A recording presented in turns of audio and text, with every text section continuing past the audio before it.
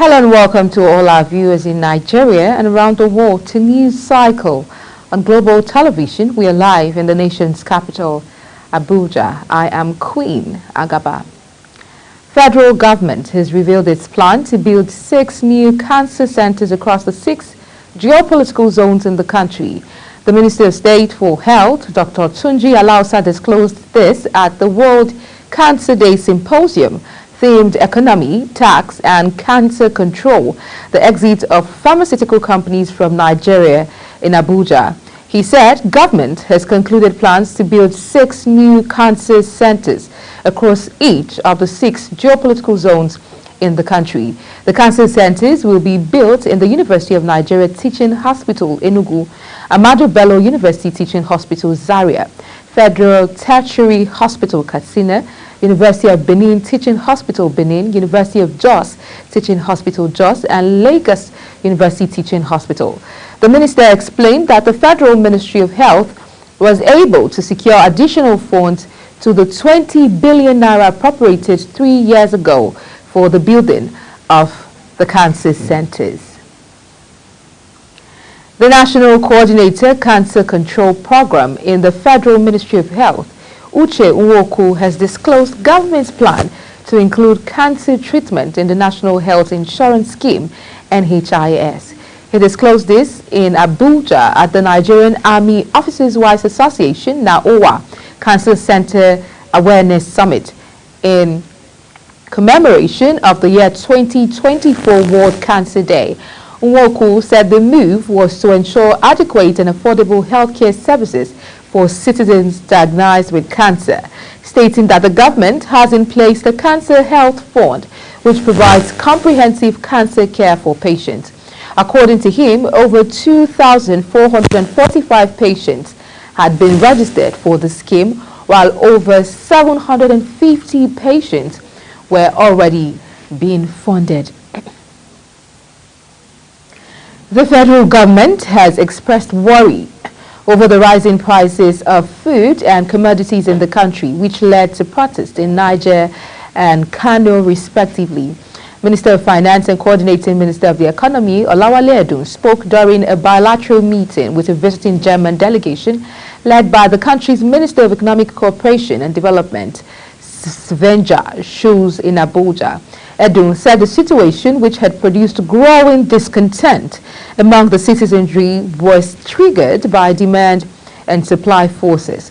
Relatedly, Kano State Governor Abba Yusuf lamented on Monday that many people in his state were living in misery amid starvation and acute hunger. Edun, who spoke in response to current realities, said the only way to address the situation was to boost agricultural production, in particular to force down inflation.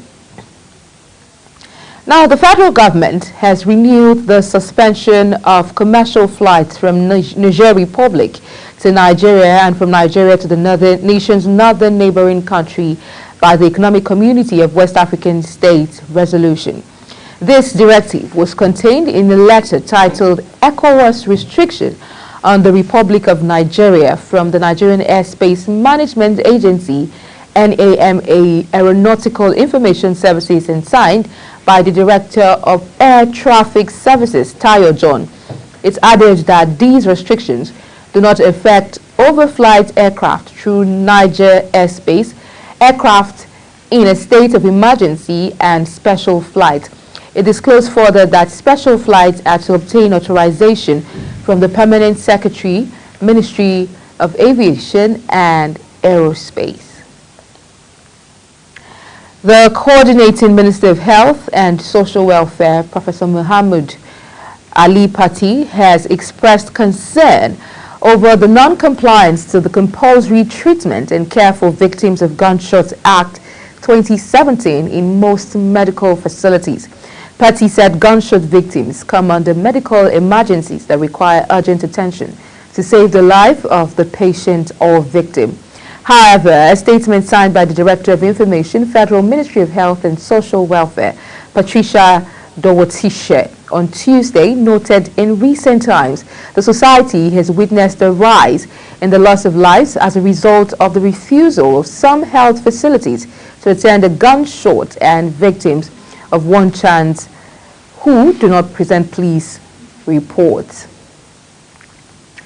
The National Population Commission, NPC, says birth certificates will not be issued to persons older than 18 years of age. The NPC State Director, Oyo State, Akin Oyetunde, disclosed that this is according to Act 1992, Birth and Death. He said the NPC is guided by an act propagated in 1992, so any child born before 1992 will not be issued a birth certificate. Instead of a birth certificate, people born before 1992 and those over 18 years old will be given an attestation of birth, stating that those below 18 years would be issued birth certificates by the Commission. Moving on, the National Agency for Food and Drug Administration and Control, NAFDAC, sealed 3 alcoholic beverage producing factories in Jos for not complying with good manufacturing practice and operating without NAFDAC certification. Umar Suleiman, the Assistant Chief Regulatory Officer, Federal Task Force Investigation and Enforcement Directorate, NAFDAC, disclosed this when he led a team on the raid in Jos. Suleiman said that one of the factories was also sealed by producing banned alcoholic beverages, adding that it also produced other products without the agency's registration. Suleiman, who said that the raid was conducting nationwide, followed the January 31st, 2024 deadline given by the agency in 2018 to producers of alcoholic beverages to desist from producing alcohol in 100 milliliters, 20 ml, 30 ml, and in sachet.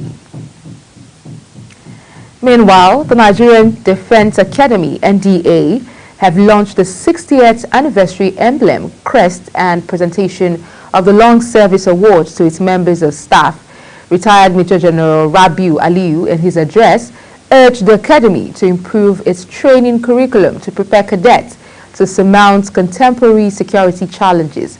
Aliyu said that the NDA had played a pivotal role in shaping Nigeria's engagement at sub-regional, regional, and global levels due to Nigeria's commitment to peace and security.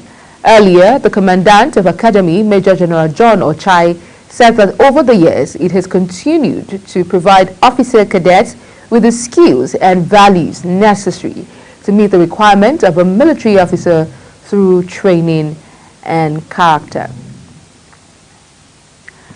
The Nigerian Customs Service, NCS, is seeking the cooperation of communities to ensure the success of its anti-smuggling operations. The Comptroller General of the NCS, Adewale Adeniyi, made the call in a statement issued by the National Public Relations Officer of the service. Chief Superintendent of Customs, Abdullahi Mewaja, in Abuja, who restated the service's commitment to fostering harmonious community relations and conducting anti-smuggling operations without casualties. The Comptroller General of Customs assured the public that the matter would be handled appropriately, saying the driver of the vehicle is currently in police custody pending further investigation. The Kano State Police Command has arrested a notorious bandit, Issa Lawal, aged 33, from Benin Gwari area of Kaduna State. The operation, carried out on January 4, 2024 at the Karaye local government area of the state along the Kaduna-Kano border, led to the recovery of 55 cows and 6 sheep. The suspect, a resident of Kaya village in Giwa local government area of Kaduna State, confessed to fleeing their Meidaro bandits camp in Benin Gwari local government area due to internal conflict within the gang. The Deputy Police Public Relations Officer, ASP Abdullahi Hussaini, in a press statement confirming the arrest of the notorious bandit, commended the efforts of the police operatives and disclosed that the Commissioner of Police, CP Mohammed Hussaini Gamel, has directed the deployment of additional manpower and equipment to secure all Kano State borders. The Nigerian police force has confirmed the arrest of its officers who abducted a businessman in Abuja and extorted 29.9 million naira from him in January. The force spokesperson Olumuyiwa Adejobi confirmed the development through his X handle while disclosing that the force had taken significant steps towards ensuring justice prevailed in the case. The businessman was reportedly abducted at one of his sites in Abuja by armed police officers who detained him until he transferred all the money in his bank accounts to them. Announcing the arrest of the suspects in a statement, the FCT command spokesperson SP Josephine Ade stated that one AK-47 and 350,000 naira were recovered from the suspects. The Economic and Financial Crimes Commission, EFCC, has frozen an account belonging to Abubakar Ahmed Sirika, brother of immediate past minister Hadi Sirika, over an alleged 8.6 billion naira contract fraud in the Federal Ministry of Aviation. The anti-graft agency made this known after the arrest of Abubakar Sirika over contract fraud worth about 3.2 billion naira that was traced to his private company, Engirios Nigeria Limited. It was gathered that 4 big contracts were awarded to Abubakar's Engirios Nigeria Limited when his brother was in charge of the ministry, according to EFCC. Investigators, Abubakar Ahmed Sirika is listed as the company's MD, CEO, and the sole signatory to the 2 accounts linked to the firm with 2 banks. Now, the Federal High Court in Lagos on Tuesday quashed the 21.5 billion naira money laundering charges preferred against the former Chief of Air Staff, Adesola Amosun, and 2 others by the Economic and Financial Crimes Commission. The EFCC had on June 29, 2016, arraigned Amosun alongside a former Nigeria Air Force Chief of Account and Budgeting Air Vice Marshal Jacob Adigun and a former Director of Finance and Budget Air Commodore Gbadebo Olugbenga on a 26-count charge. The defendants were prosecuted for alleged conspiracy and conversion of the funds belonging to the Nigerian Air Force to their personal use. You're watching News Cycle coming to you live from Nigeria's capital, Abuja. We're on Star Times channel 276. Kindly follow us on all social media platforms using @GlobalTVNG and other handles now showing on your screen. When News Cycle returns, NNPCL dismisses fear of scarcity, cites distribution issue. The news continues shortly with details of this and more stories right after this break. Please stay with us.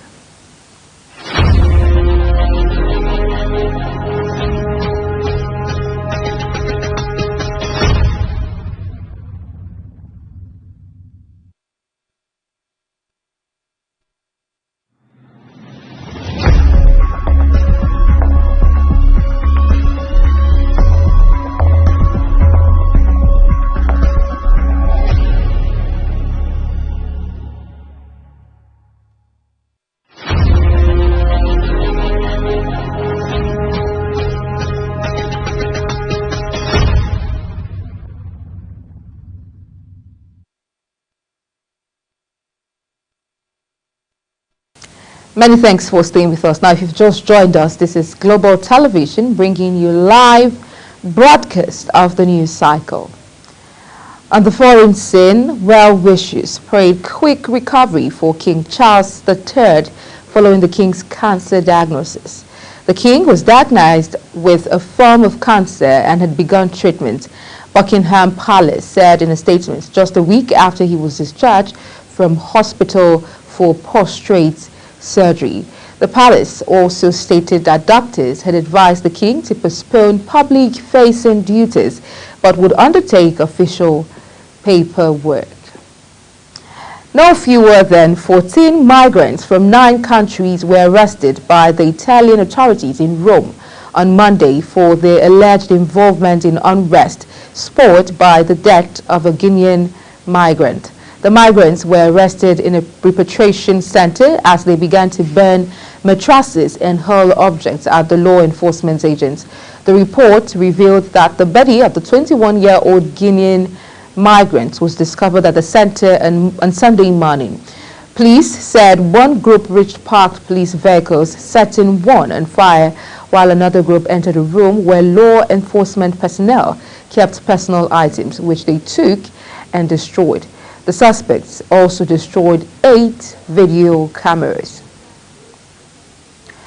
The U.S. Secretary of State Anthony Blinken headed to the Middle East for another crisis tour on Monday in a bid to secure a new truce in the Israel-Hamas war, as southern Gaza saw no let-up in fighting. On his 5th trip to the region since Hamas's October 7 attack that triggered the war, Blinken is expected to visit Saudi Arabia, Israel, Egypt, and Qatar. Ahead of the trip, he stressed the need for urgently addressing humanitarian needs in Gaza after 8 groups have repeatedly sounded the alarm over the devastating impact on the besieged territory of nearly 4 months of war. The death toll from central Chile's blazing wildfire climbed to at least 112 people on Sunday after President Gabriel Boric warned the number would rise significantly as teams search gutted neighborhoods. Responders continued to battle fires in the coastal tourist region of Valparaiso amid an intense summer heat wave with temperatures soaring to 40 degrees Celsius over the weekend. The Interior Ministry said the Medical Examiner's Office had received 112 dead victims, 32 of whom have been identified, and there are 40 fires still active in the country. Now, a quick look at the business desk. The Nigerian National Petroleum Company Limited has explained the cause of the long queues in some filling stations in Lagos State. The NNPCL said the tightness was a result of what is called a brief distribution issue. The NNPCL spokesperson, Femi Shoneye, dismissed insinuations of fresh fuel scarcity, disclosing that the NNPCL did not have supply issues, saying its products remained readily available. He added that the distribution issue in some areas had been resolved. The Federal Competition and Consumer Protection Commission has expressed concern over the increasing violation of its limited interim regulatory and registration framework and guidelines by digital lenders, commonly known as loan apps. In a statement signed by the Acting Executive Vice Chairman, Chief Executive Officer Dr. Adamu Abdullahi, the Commission highlighted the surge in infractions as more Nigerians engage with various loan apps. Abdullahi announced the Commission's commitment to intensify and enforcement efforts, ensuring digital lenders comply with regulations. And now in sports, following the Super Eagles' progression to the semi-finals of the ongoing Africa Cup of Nations in Ivory Coast, the team has earned a prize money of $2.5 million. As one of the remaining 4 teams in the competition, the Eagles, alongside South Africa, the semi-final opponents, Dr. Congo and host Ivory Coast, have already secured $2.5 million. Before the start of the tournament, Confederation of African Football President Dr. Patrice Motsepe announced a 40% increase in prize monies. The Confederation of African Football has appointed Egyptian official Amin Mohamed Omar as the referee for Wednesday's Africa Cup of Nations semi-final encounter between Nigeria's Super Eagles and the Bafana Bafana of South Africa. The match will commence at 6 p.m. Nigerian time. We'll see Omar's compatriots Mahmoud Kamel Abou-Rigal and Ahmed Hossam Ibrahim playing the roles of Assistant Referee 1 and Assistant Referee 2, respectively, while Sudanese Mahmoud Ali Ismail will serve as the 4th official. Atia Essa Amsaid from Libya will be the reserve assistant referee, with Yaqub Ali Elmi and Djibouti as commissioner and Abubakar Domboya from Guinea as the referee assessor. The Executive Committee of the Cameroon Football Federation has rejected the resignation of Samuel Eto'o as president of the federation. Eto'o, who has won the Africa Player of the Year award 4 times, has faced charges of illegal conduct, match fixing and corruption. The federation claimed its executive committee convened the Cameroon's capital, Yaoundé, on Monday to examine the national team's performance at the Africa Cup of Nations. Eto'o, who celebrated with the team following their thrilling win against Gambia in the last group game, has faced corruption claims in the past year. And that's it on the news cycle, and it came to you live from Nigeria's capital, Abuja. We're on Star Times, channel 276. Kindly follow us across all social media platforms using at Global TV NG and other handles now showing on your screen. I am Queen Agaba. Thank you for watching and see you again.